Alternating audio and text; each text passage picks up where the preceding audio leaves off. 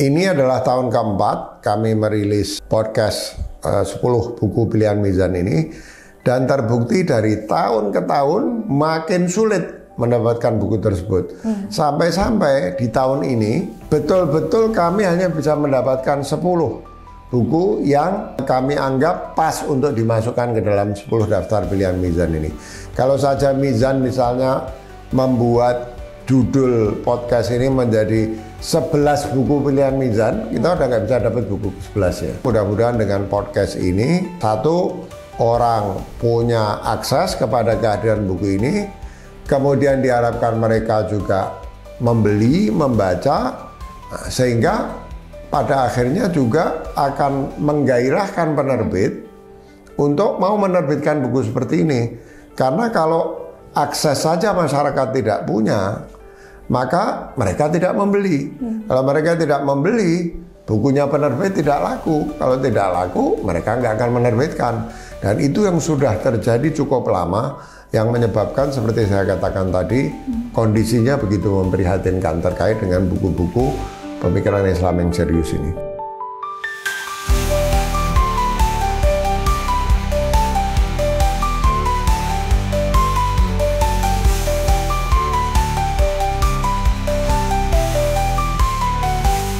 Assalamualaikum warahmatullahi wabarakatuh. Salam sejahtera bagi kita semua. Halo Mizaners, di penghujung tahun 2024 ini seperti biasa kelompok Mizan akan merilis nih 10 buku Islam pilihan Mizan 2024. Nah, sebagaimana kita ketahui ya, Mizan itu merupakan penerbit yang menerbitkan buku-buku keislaman yang sangat inspiratif dan juga mencerahkan ya bagi masyarakat Indonesia. Nah, di tengah-tengah kita akan hadirkan Direktur Penerbit Mizan, yaitu Dr. Haidar Bagir. Beliau akan mengulas nih masing-masing konten tentang isi buku Islam pilihan Mizan 2024. Saya akan sapa terlebih dahulu. Assalamualaikum Pak Haidar, apa kabar? Alhamdulillah, waalaikumsalam. Zainab, apa kabar? Alhamdulillah, saya baik. Semoga sehat selalu dan kita semangat banget nih pada momentum ini kita akan mengulas 10 buku Islam ya pilihan Mizan. Dan di sini sebelum kita akan mengulas ya lebih mendalam, Pak Haidar, izinkan saya menanyakan dulu nih, sebenarnya latar belakang mengapa Mizan ini masih tetap konsisten untuk merilis 10 buku pilihan ini. Silakan Pak Haidar. Ya, bahwa ide ini muncul terutama karena kami di Mizan melihat bahwa minat orang terhadap buku-buku pemikiran Islam yang serius makin tahun makin surut ya, sehingga podcast ini kita maksudkan untuk pertama meng-highlight buku-buku pemikiran Islam serius yang terbit di masing-masing tahun, kayak sekarang di tahun 2024, mengembalikan buku-buku seperti ini ke dalam jangkauan radar para pembaca buku di Indonesia. Karena kalau nggak ada kegiatan seperti yang kita buat di podcast ini, jumlah makin sedikit, minat orang makin turun, akibatnya sudah sedikit tidak diketahui orang penerbitan buku itu. Dan saya ingin sampaikan, ini adalah tahun keempat kami merilis podcast 10 buku pilihan Mizan ini, dan terbukti dari tahun ke tahun makin sulit mendapatkan buku tersebut. Sampai-sampai di tahun ini betul-betul kami hanya bisa mendapatkan 10 buku yang kami anggap pas untuk dimasukkan ke dalam 10 daftar pilihan Mizan ini. Kalau saja Mizan misalnya membuat judul podcast ini menjadi 11 buku pilihan Mizan, kita udah nggak bisa dapat buku ke-11 ya. Yakni buku tentang pemikiran Islam yang dikerjakan, diterbitkan secara serius, mengikuti kaidah-kaidah ilmiah, punya orisinalitas gitu ya, dan tentu punya manfaat bagi kehidupan jika dibaca oleh banyak orang ya. Jadi kira-kira itulah tujuan utamanya. Mudah-mudahan dengan podcast ini satu orang punya akses kepada kehadiran buku ini, kemudian diharapkan mereka juga membeli, membaca, sehingga pada akhirnya juga akan menggairahkan penerbit untuk mau menerbitkan buku seperti ini. Karena kalau akses saja masyarakat tidak punya, maka mereka tidak membeli. Kalau mereka tidak membeli, bukunya penerbit tidak laku. Kalau tidak laku, mereka nggak akan menerbitkan. Dan itu yang sudah terjadi cukup lama, yang menyebabkan seperti saya katakan tadi, kondisinya begitu memprihatinkan terkait dengan buku-buku pemikiran Islam yang serius ini. Nah, saya pengen tahu juga nih, kendalanya apa nih dalam menentukan, selama menentukan 10, tadi sih sebenarnya Pak Haidar sudah menyinggung ya bahwa kalau bisa dibilang kalau misalnya ada yang ke-11-nya mungkin belum bisa ditemukan. Yeah. Apakah ada kendala lain nih Pak Haidar dalam penentuan? Jadi kendala pertama yang itu ya terlalu sedikitnya jumlah judul buku pemikiran serius yang darinya kami harus milih. Ada kalau dilihat dari segi tema, oh serius ya. Tapi dari segi kualitas bagaimana ya. Dan saya harus mengatakan sekarang ini untuk menjawab pertanyaan itu, bahwa dari 10 yang kami pilih ini pun kami tidak bisa sepenuhnya menjamin bahwa dari segi kualitas ini katakanlah memenuhi syarat, kalaupun tidak sempurna. Tidak bisa sepenuhnya menjamin. Tapi paling tidak buku-buku ini temanya orisinal, penggarapannya memenuhi standar atau kaidah-kaidah ilmiah. Penulisnya adalah orang-orang yang dikenal memiliki pengetahuan yang mendalam, ya. Dari segi itu kita bisa jamin, ya. Tapi misalnya kalau buku terjemahan, apakah terjemahannya sempurna? Ini disclaimer yang harus saya sampaikan. Kemudian kedua, di antara 10 buku ini pun ada buku-buku yang sebetulnya merupakan kumpulan tulisan pendek-pendek. Misalnya bukunya Kiai Husain Muhammad ya, memahami cita-cita teks agama.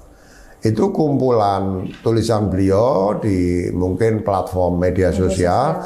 Tapi karena yang menulis Kiai Husain Muhammad, orang yang kita tahu mendalam sekali ilmu keagamaannya, khususnya di bidang tasawuf, tapi beliau juga dikenal sebagai pemikir emansipatoris, khususnya terkait gender. Nah karena itu, meskipun tulisan itu pendek-pendek, tulisan populer, tapi tema yang dibahas dan kedalaman pembahasannya menjadikan ini layak untuk dipilih. Ya, ada lagi misalnya bukunya Pak Kuswaidi Syafi'i itu ya, Mendaki Cahaya Munajat.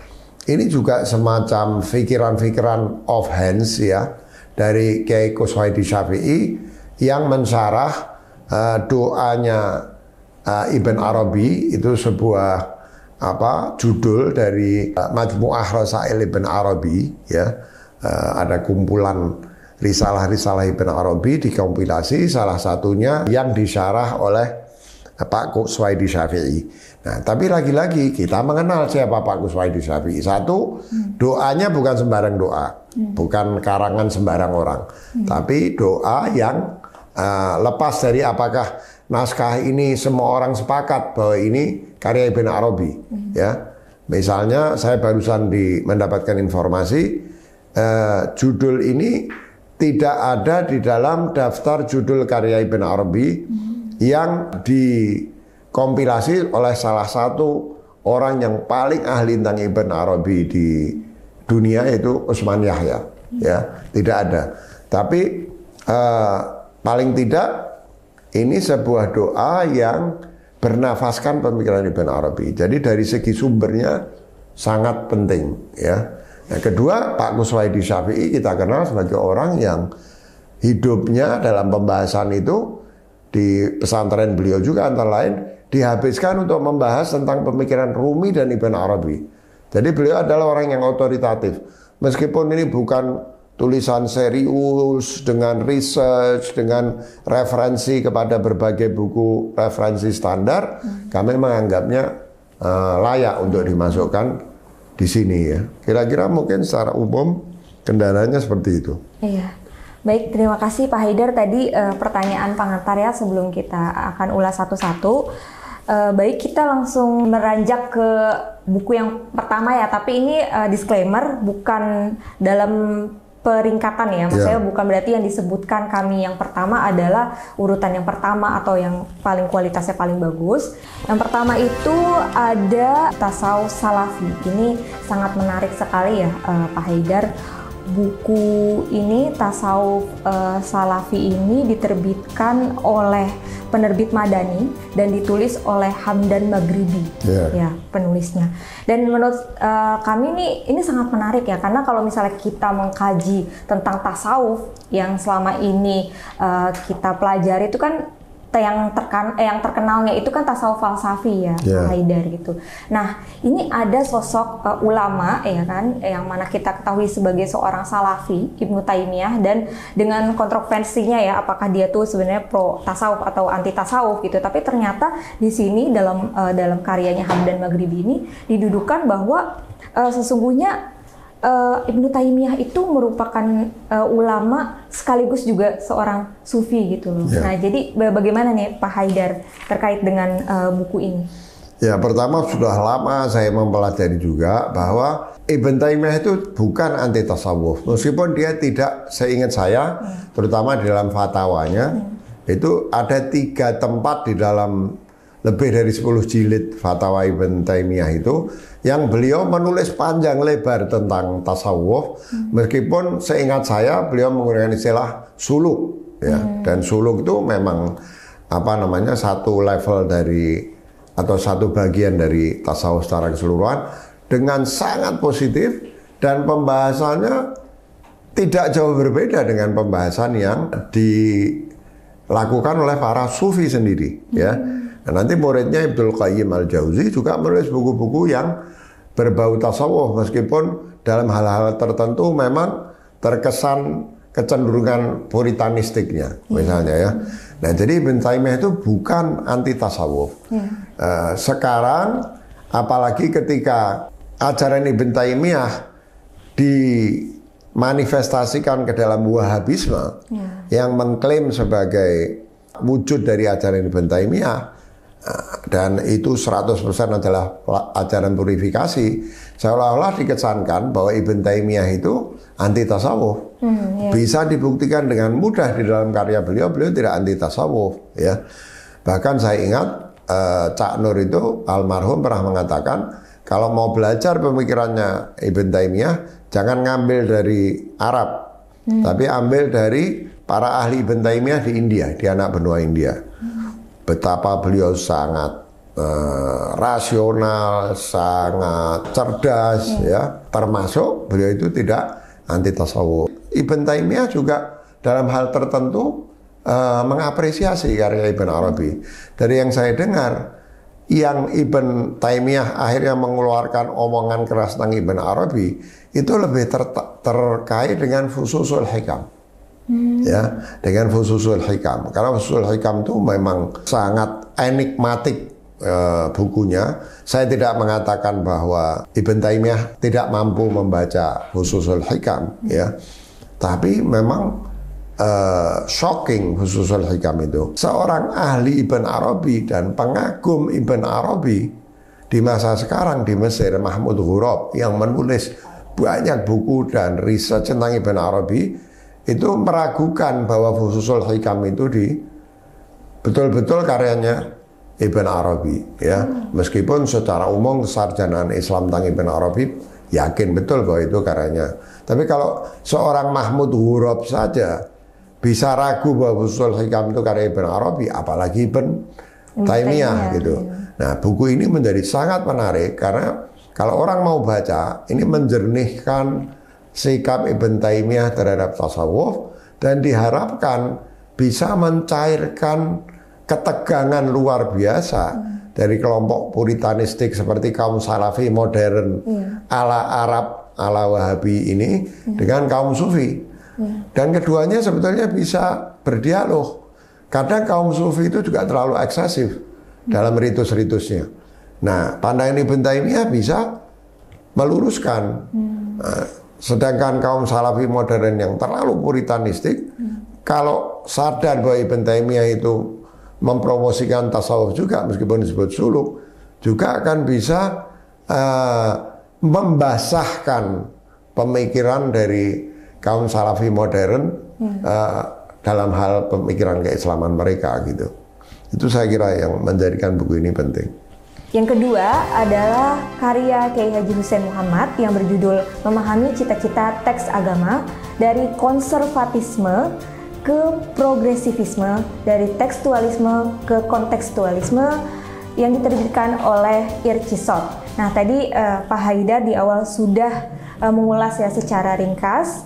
Baik, yang ketiga adalah karya dari Aginanjar Syahban yang berjudul Snok Hurgronya dan Wajah Islamnya, surat-surat para ulama, habaib, mufti, bangsawan, dan tokoh Nusantara lainnya untuk sang penasihat pemerintah kolonial Hindia Belanda yang diterbitkan oleh Sahifa. Nah, ini menarik ya Pak Haidar, karena kalau misalnya kita baca sejarah ya pada masa sekolah dulu ya kan, Snok Hurgronya ini terkenal agak punya stigma negatif gitu ya. Nah, tapi kalau misalnya kita lihat sekilas di buku ini gitu ya, ternyata ada sisi-sisi humanis dan islami gitu loh. Nah, ini bagaimana Pak Haidar? Ya, persis apa yang disampaikan Zainab tadi. Ini ada stigma ya. Mungkin karena semangat ideologis para pendidik bangsa Indonesia pasca kemerdekaan yang mengalami penjajahan Belanda dengan begitu kuat, ya, dengan begitu keras. Kemudian buku-buku sejarah, khususnya buku-buku sejarah di sekolah-sekolah, di level SMP, SMA itu ingin menggambarkan Belanda sebagai antagonis.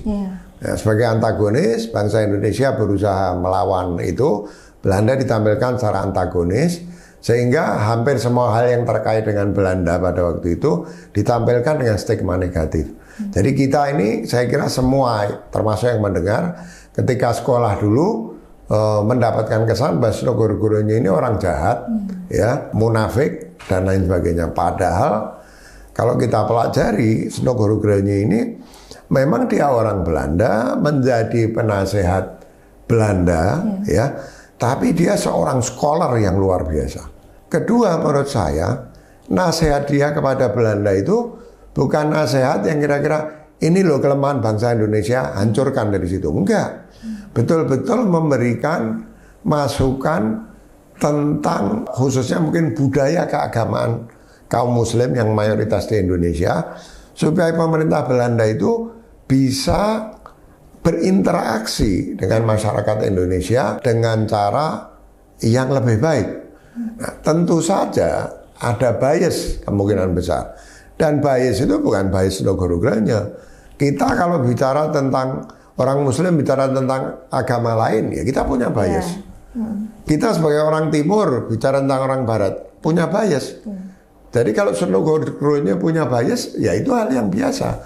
Bagaimana orang lain punya bias. Tentu guru-gurunya punya bias, termasuk misalnya bahwa sebetulnya bangsa Indonesia itu kalau katakanlah kolonialisasi, kita nggak usah, kolonialisasi kan istilah netral sebetulnya, dijadikan koloni, dan dia bisa menasihati pemerintah Belanda untuk betul-betul berinteraksi dengan cara adil dengan bangsa Indonesia, hasilnya akan bagus. Ya, hasilnya akan bagus. Soal apakah pemerintah Belanda mengikuti saran dia atau tidak, itu soal lain. Misalnya politik etis. Ya. Dulu kalau kita membaca di buku sejarah ketika SMA, politik etis Belanda, kita di kepala kita ya negatif juga. Bahwa politik etis itu secara Belanda mengelabui orang Indonesia seolah-olah mereka baik. Padahal enggak.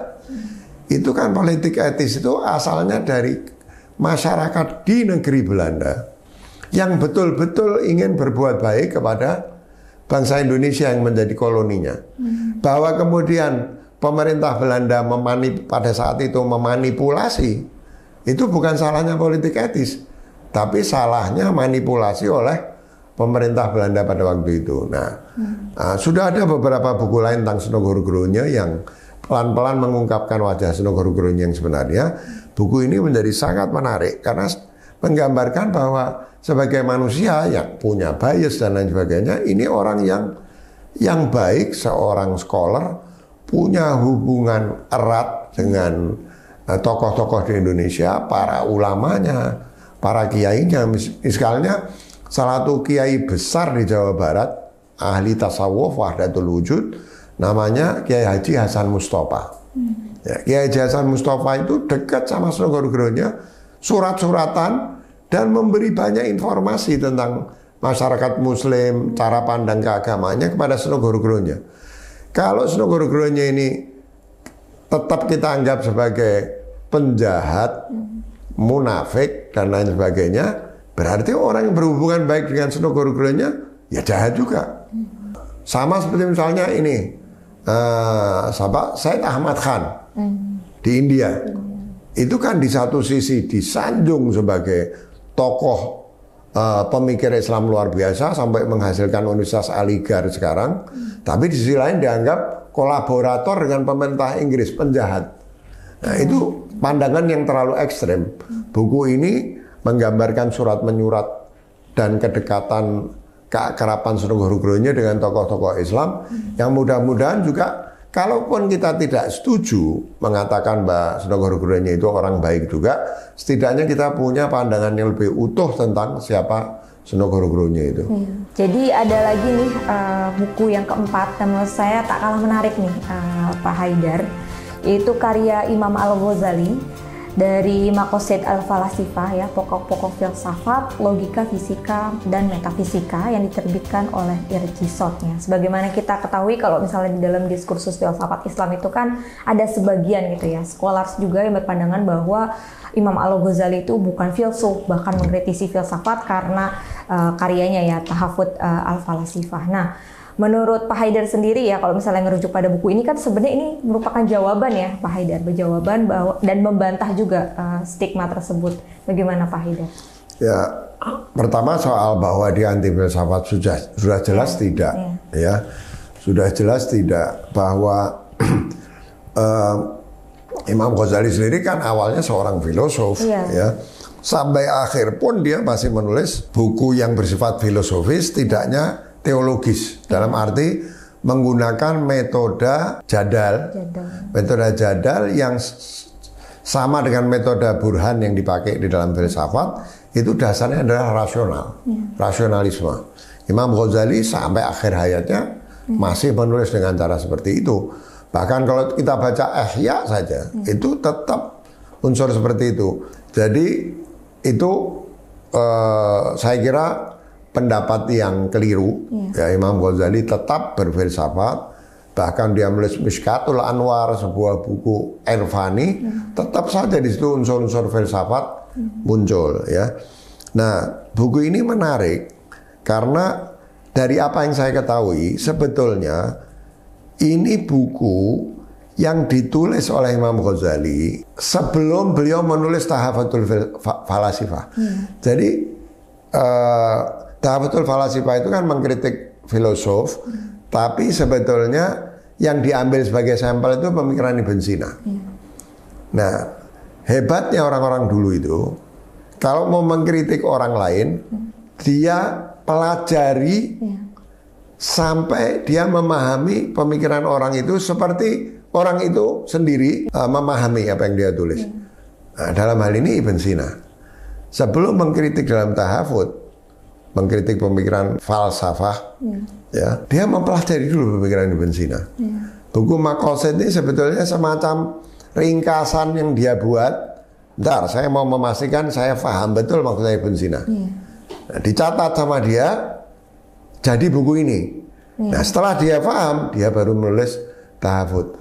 Demikian detail dan akuratnya menurut para ahli ringkasan yang dia buat terhadap pemikiran filsafat Ibn Sina itu, yang kemudian menjadi buku Maqasidul Falasifah, sampai sempat di sebagian kalangan di waktu tertentu dikira Maqasidul Falasifah itu buku karangannya Ibn Sina. Belakangan orang baru sadar bahwa itu kalangannya Al-Ghazali. Dan seingat saya, dulu saya pertama kali berkenalan dengan buku ini tahun 90 waktu saya kuliah di Amerika. Itu ada bagian-bagian di mana beliau kritis, tapi tidak sedikit 50-50 atau lebih beliau memaparkannya sebagai seolah-olah sebuah hal yang benar. Karena kan memang dalam tahafut itu hanya 3 pemikiran filosof yang dianggap menyimpang, bahkan merupakan kekufuran, gitu ya, kekufuran yang memungkinkan orang yang berpikir begitu dijatuhi hukuman mati. Tapi ini persoalan legal loh. Orang itu harus tahu bahwa orang dihukum mati itu belum tentu dia adalah orang yang istilahnya ahli neraka. Bukan. Secara syar'i, secara hukum dunia, orang itu terbuka kemungkinan dijatuhi hukuman mati. Tapi Imam Ghazali nggak mengatakan bahwa mereka ini orang jahat menyesatkan orang. Tapi ada pikiran-pikiran mereka yang kalau dalam bahasa Inggris itu amounted to kufur. Sejalan dengan kekufuran. Kira-kira begitu. Dan kalau dia memang berniat jahat, kufur, dia bisa dijatuhi hukuman mati. Nah, jadi buku ini sangat menarik. Bisa jadi manual dari akuratnya kata orang. Buku karya Imam Ghazali yang mengkritik kaum filosofi itu bisa jadi manual kalau orang mau belajar filsafat Islam, khususnya filsafat Ibn Sina. Dan saya bersyukur sekali kepada Irsisot yang untuk pertama kalinya menerbitkan buku terjemahan yang sepintas saya baca dilakukan secara cukup serius. Baik, berikutnya adalah karya dari Scholars Indonesia, Pak Haidar, yaitu Mun'im Sirri. Judulnya adalah Interaksi Islam Bergelut dengan Teks dan Konteks yang diterbitkan oleh Suka Press. Ada warna baru nih dari buku yang ditawarkan, dirilis buku pilihan Mizan gitu ya. Karena kan kalau sebagaimana kita tahu Pak Mun'im Sirri ini pemikirannya agak kontroversial ya. Tapi kalau melihat karyanya ini kan memang sangat serius dan memang merujuk pada tulisan-tulisan beliau di jurnal internasional. Menurut Pak Haidar bagaimana? Pertama, Mizan sudah sangat biasa menerbitkan buku-buku pikiran Islam yang kontroversial. Yang terakhir misalnya buku Mustafa Akyol itu juga Mustafa Akyol itu sangat kontroversial dan dia banyak sekali dikecam. Itu hanya satu contoh dari banyak sekali buku pikiran Islam yang selama Mizan menganggapnya sebagai berkualitas, bertanggung jawab, sejalan dengan kaidah ilmiah, kita tidak segan-segan untuk ini. Kalau kepepet sekali, ya kita membuat catatan kaki atau membuat pengantar, ya. Seperti biasa dari semua tulisannya Mas Mun'im Sirri, betul seperti yang dibilang Zainab, tulisan yang didasarkan pada research yang serius, ya. Metodologi yang kuat, bahkan seperti ditulis oleh Mas Abad Badruzzaman ketika meresensi buku ini, itu Mas Mun'im Sirri ini selalu mengingatkan kita tentang pentingnya selalu memiliki kesadaran historis dan kesadaran epistemologis. Dan ini memang dua hal yang seringkali para penulis Muslim, kalau pemikir yang serius mudah-mudahan enggak, melupakan bahwa Islam itu memang dari Tuhan, tapi diturunkan ke bumi di zaman Nabi Muhammad, terus berkembang di berbagai wilayah di seluruh dunia dari waktu ke waktu. Karena itu nggak bisa melepaskan sejarah dari pemahaman keislaman. Atau ketika berinteraksi dengan masyarakat-masyarakat berbeda di waktu berbeda, bisa saja terjadi apropriasi.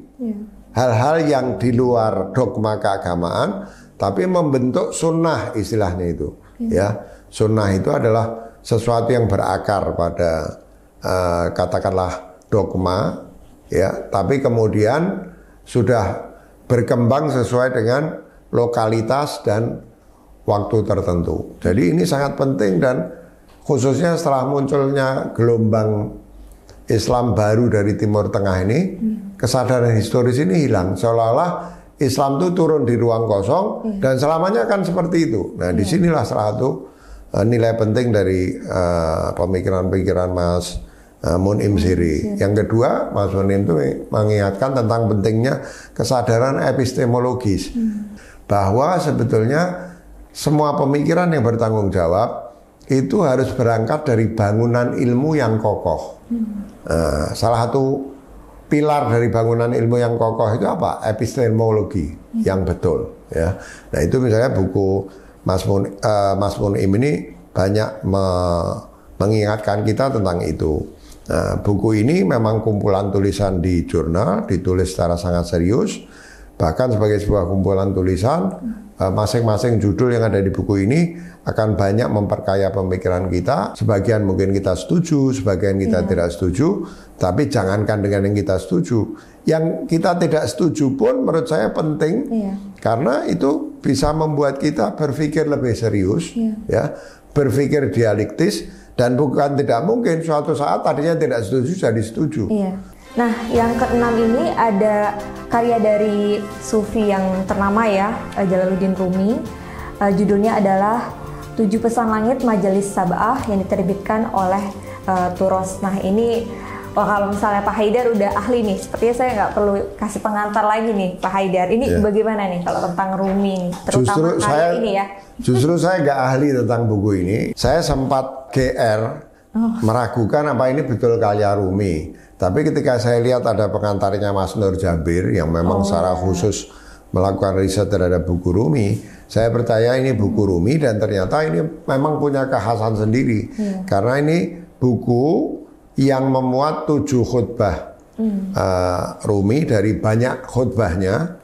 Yang mungkin yang tercatat 7 ini ada yang pendek, ada yang panjang, yang disampaikan Rumi, katakanlah Rumi muda, Rumi sebelum ketemu Syams Tabrizi. Yang menarik adalah karena ini prosa dan disampaikan sebagai ceramah, meskipun tidak kehilangan nilai puitisnya yang merupakan signature-nya Rumi, buku ini lebih bersifat prosa, ya, deskriptif, yang sekaligus menunjukkan kedekatan atau kejalin berkelindahan pemikiran Rumi dengan sumber-sumber ajaran dan pemikiran Islam, Al-Quran, hadis, dan lain sebagainya. Sebetulnya kalau kita baca Matsnawi pun, meskipun Rumi tidak menyebut, kadang Rumi mengutip hadis, mengutip Al-Quran, tapi tidak banyak dari keseluruhan Matsnawi. Sebetulnya kita lihat seluruh Matsnawi itu syarahnya Al-Quran dan hadis. Tapi kalau di sini lebih eksplisit, gitu ya. Dan saya baru tahu dari membaca pengantarnya Mas Muhammad Nur Jabir bahwa sebetulnya meskipun ini adalah Rumi muda, ya, sebelum ketemu Syams Tabrizi, orang masih bisa melihat kebersambungan pemikiran Rumi pasca Syams Tabrizi dan kebersambungan Rumi pra Syamsuddin Tabrizi. Jadi ini betul-betul melengkapi pemahaman kita tentang Rumi, ya. Yang ketujuh adalah buku karya Kiai Kuswaidi Syafi'i dengan judul Mendaki Cahaya Munajat, Syarah atas Doa Al-Asmaul Husna Ibnu Arabi, diterbitkan oleh Diva Press, yang tadi sudah disampaikan ulasannya oleh Pak Haidar di awal. Lalu yang ke-8 adalah karya Dr. Yasir Qadhi yang berjudul Muhammad Sallallahu Alaihi Wasallam, Teladan Sempurna Umat Manusia dari Pembentuk Keyakinan ke Pembangunan Peradaban, terbitkan oleh Mizan. Nah ini kalau misalnya di dunia podcast ya, Dr. Yasir Qadhi ini terkenal banget ya, Pak Haidar, apalagi kita ingin tahu gimana sih wacana Islam kontemporer terutama di dunia barat, ya biasanya merujuk ke podcast dan juga tulisannya dari Dr. Yasir Qadhi. Nah, apa nih yang menjadi kelebihan dari buku ini gitu loh? Kan karena kalau misalnya tentang Sirah Nabawiyah itu kan sudah banyak ya, Pak Haidar. Apa yang menjadi nilai plus gitu dari karyanya Dr. Yasir Qadhi ini? Menurut saya Dr. Yasir Qadhi ini salah satu scholar Islam yang paling serius, meskipun di saat yang sama dia itu seorang dai juga. Ya, jadi ada scholar yang betul-betul di Menara Gading, ada mubaligh yang bicara di mana-mana tapi tidak melakukan penelitian. Yasir Qadhi ini di tengah. Dia mubaligh, dia dai, populer, YouTube-nya sangat populer, ya. Tapi semua yang dia omongkan itu berdasar research. Dan yang tidak kalah menarik, Yasir Qadhi itu dulu sekolahnya di Saudi, di Madinah, menjadi seorang Salafi, nyaris Wahabi. Kemudian sekolah di Yale University, salah satu universitas Ivy League di Amerika, yang membuat orang nggak bisa jadi ekstrim, nggak bisa menjadi one sided, itu nggak bisa. Dan orangnya jujur, itu yang penting. Ada orang yang misalnya sekolah di Amerika, tapi dia sudah membawa agenda tertentu dan tidak jujur, tertutup, nggak akan berubah. Yasir Qadhi ini dengan tanpa perasaan gengsi mau mengoreksi pandangan-pandangan sebelumnya. Salah satu contohnya itu, satu hal yang banyak perlu ditiru orang. Dia pernah mengatakan, dia pernah menganggap madhab Syiah itu madhab yang sesat. Dan dia setelah berubah itu, dia in public menyatakan bahwa saya menyesali pandangan-pandangan. Dia Sunni ya. Jangan, saya sama sekali nggak bilang dia jadi Syiah, tetap Sunni. Pandangannya di dalam buku ini sebagian hanya pandangan orang Sunni, tidak disetujui oleh orang Syiah. Misalnya bahwa Abu Thalib kafir menurut dia. Nah, kalau orang Syiah nggak ada bilang Abu Thalib kafir. Abu Thalib mukmin, ya. Tapi orangnya jujur. Dia bilang saya menyesali, dan dia merupakan salah seorang yang berjuang untuk persatuan umat, termasuk antara madhab Sunnah dan Syiah. Pandangannya tentang peristiwa Karbala beda jauh sama orang Syiah. Pandangannya tentang peristiwa Karbala sangat dipengaruhi oleh Ibn Taimiyah. Kita membutuhkan sebuah buku sejarah yang tetap ortodoks, ya, tapi pada saat yang sama ditulis dengan kejujuran dan berdasarkan research yang baik. Nah, buku ini kita pilih antara lain itu. Dan kalau tidak begitu, mungkin Mizan tidak akan menerbitkan buku ini, gitu ya. Nah, jadi ini sangat menarik menurut saya. Saya dengan tanpa keraguan menganjurkan supaya orang membaca buku ini. Nomor 9 adalah karya Ibnu Tufail dari cerita Haid bin Yazan yang diterbitkan oleh Mizan Pustaka yang berjudul Anak Musa Mencari Tuhan.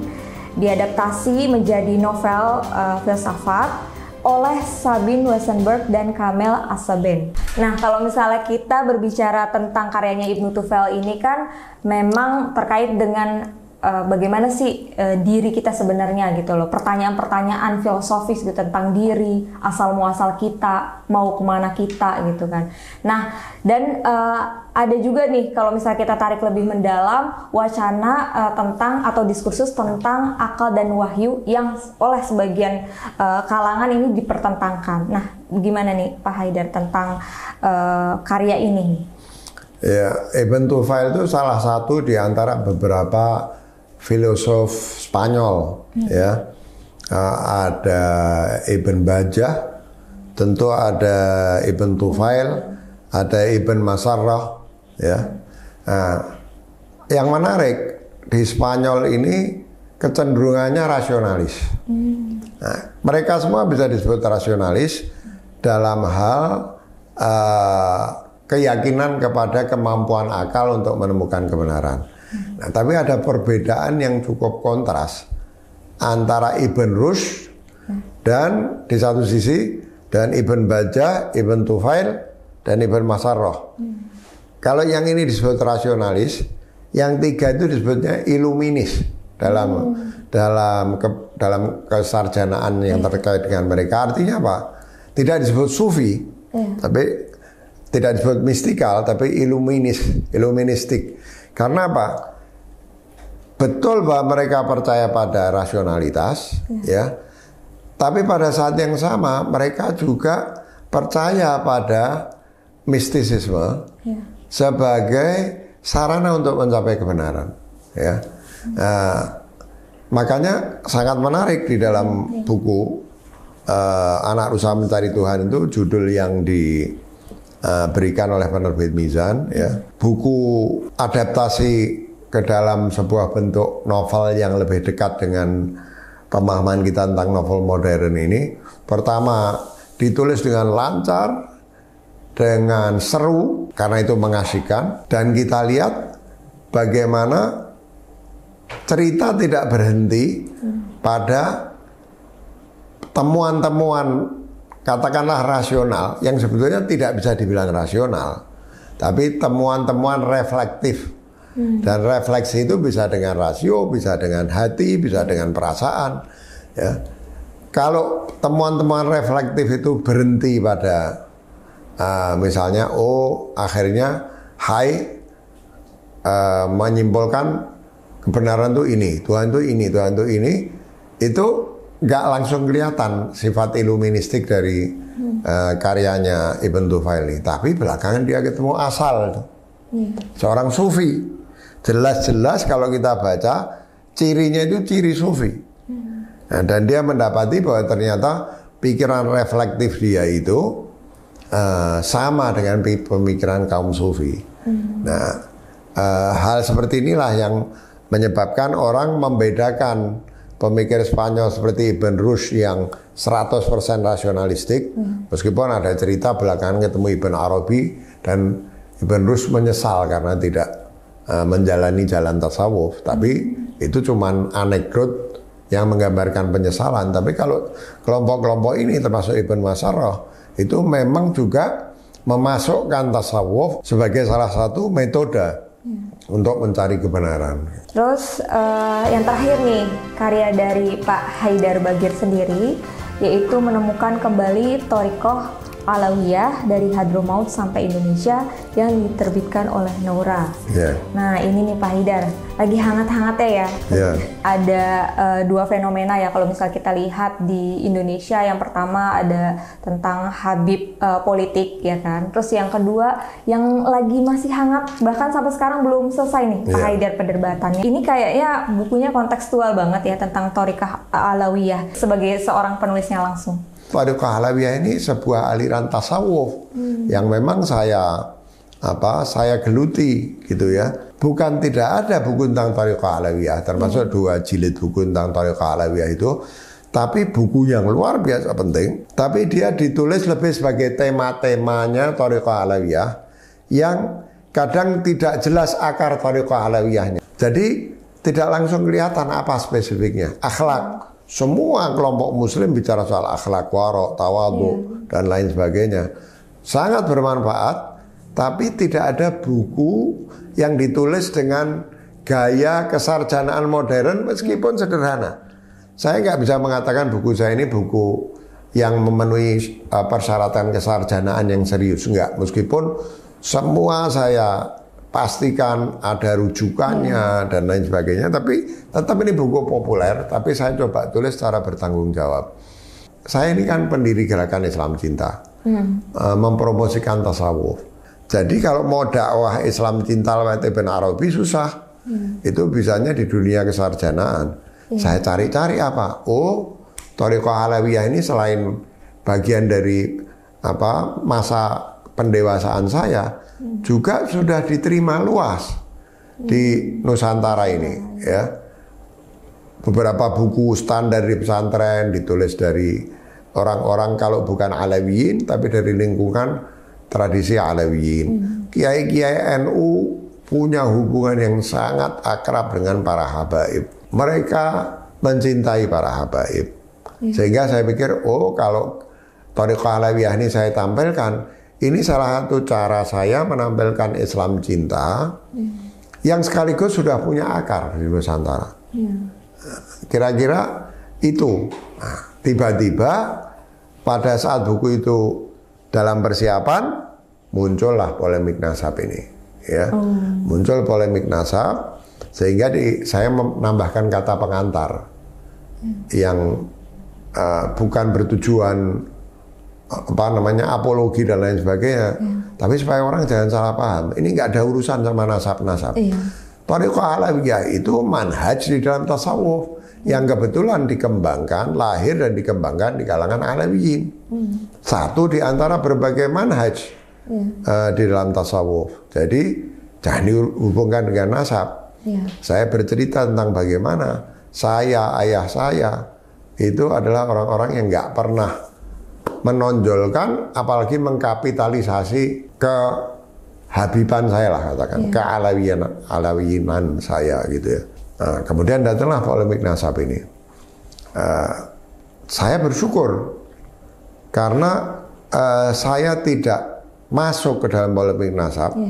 Ya, saya anggap tidak relevan, tidak punya value yang dalam dirinya sendiri. Nah itu mikir, apa sih esensi Ba'alwi itu apa? Bukan pada nasabnya. Karena para ulama Ba'alwi sendiri mengatakan nasab tanpa ilmu dan akhlak gak ada gunanya. Tapi pada apa kultur keagamaannya kaum Ba'alwi ini? Nah, termasuk secara lahir Ghazaliyah, secara batin Syadiliyah misalnya, ya.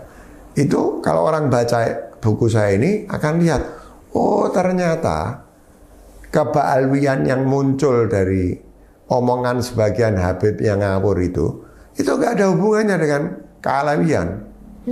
Itu orang yang kebetulan lahir sebagai ba'alwi ngomong sesuatu yang bukan saja gak ada hubungan dengan keba'alwian, melanggar semua prinsip dari keba'alwian itu. Kealawian itu gak ada gunanya, malah bisa menjadi hijab yang merusak kalau orang membanggakan, lebih-lebih lagi tidak mementingkan ilmu dan adab. Saya kutip misalnya ucapannya Habib Ali Al-Habsyi. Orang Alawi secara nasab yang tidak menjalani maslak Alawiyin, yaitu adab dan ilmu, maka dia bukan Alawi. Jadi kata Habib Ali, kealawian itu ditentukan oleh ilmu dan adab sebagaimana diajarkan oleh leluhurnya kaum Alawiyin itu, ya. Jadi sesuatu yang sudah saya tulis gak ada hubungan dengan polemik nasab. Saya syukuri juga, saya tidak menyesali. Mudah-mudahan ini bisa membantu meluruskan orang untuk memahami keba'alawian itu secara utuh dan pada esensinya. Kali ini ada tambahan special mention dari buku pilihan Mizan 2024. Special mention untuk buku pilihan Mizan 2024 jatuh pada buku Tafsir Bayani, Paradigma Bahasa dalam Kosakata Al-Quran, karya Quraisy Shihab. Buku yang terbit pada tahun 2024 ini sekali lagi menunjukkan keahlian sekaligus konsistensi Prof. Quraisy dalam mengeksplorasi kompleksitas makna dan tata bahasa Al-Quran. Bahkan sejak menulis membumikan Al-Quran dan wawasan Al-Quran hingga menulis 15 jilid Tafsir Al-Mishbah, jebolan jurusan Tafsir Universitas Al-Azhar dengan judisium summa cum laude ini sudah dikenal luas dengan eksplorasi bahasa Al-Quran ini. Bahkan eksplorasi bahasa Al-Quran ini bisa dibilang sudah merupakan signature Prof. Quraisy. Selain buku Tafsir Bayani ini, Prof. Quraisy menulis makna di balik kata, menguraikan istilah agama, menjajaki akar ilmu. Jauh sebelum itu, beliau juga sudah memimpin satu tim ahli tafsir untuk menulis buku ensiklopedia Al-Quran, kajian kosakata. Rasanya tak ada yang lebih layak untuk mendapatkan special mention pada podcast 10 buku Islam pilihan Mizan ini selain beliau. Buku Tafsir Bayani ini sendiri berusaha menyampaikan bahwa paradigma bahasa atau corak penafsiran Bayani adalah metode penafsiran paling mendasar. Dalam buku ini, Quraisy Shihab menghidupkan kembali paradigma bahasa dengan memilih dan menafsirkan kembali kosakata-kosakata Al-Quran yang menjadi pokok ajaran agama Islam. Karena, menurut penulis buku ini, semua orang yang bermaksud menggali pesan Al-Quran perlu memulai upayanya dengan mempelajari makna kosakatanya. Terima kasih juga Pak Haidar. Ya, sama-sama. Terima hari kasih, ini Zainab. Sudah bersedia nih untuk meluangkan waktunya kita bincang-bincang mengulas 10 buku pilihan Mizan 2024. Baik, kami akhiri. Kita jumpa tahun depan insya Allah di penghujung akhir tahun. Baik, terima kasih. Wassalamualaikum warahmatullahi wabarakatuh.